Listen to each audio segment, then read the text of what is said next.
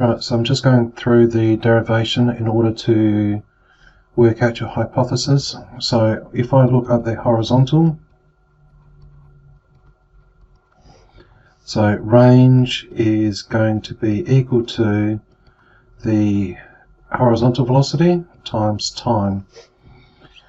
Right, time is determined by the vertical height. So you've got your little ramp, the ball comes down, it launches, all of that velocity is going to be horizontal, pardon me. So then it will start to fall. So what we have here is going to be the height. So you might be changing the velocity by dropping it at different heights, or it might be constant and a constant height.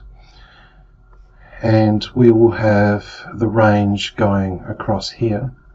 So in the vertical plane, it's the equivalent of being dropped from a height. Right. So the height is equal to v0t plus a half at squared. Because in the vertical plane its initial vertical velocity is 0, that cancels out. So height is equal to a half at squared. Half on the other side is times 2. That's times by, so on the other side it's divide by, get rid of the square, do a square root.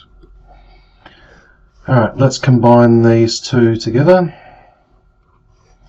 So range, I'll just use R for range, is equal to the horizontal velocity times the time, which is now equal to the square root of double the height over the acceleration.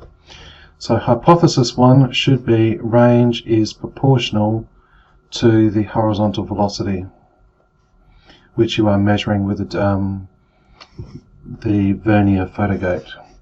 The other one, for a constant velocity, range is going to be proportional to the square root of the height, because that's a constant and that's also a constant, and because you're keeping that one a constant, that's what you're looking at. So that is your hypotheses. Okay, so 1 and 2.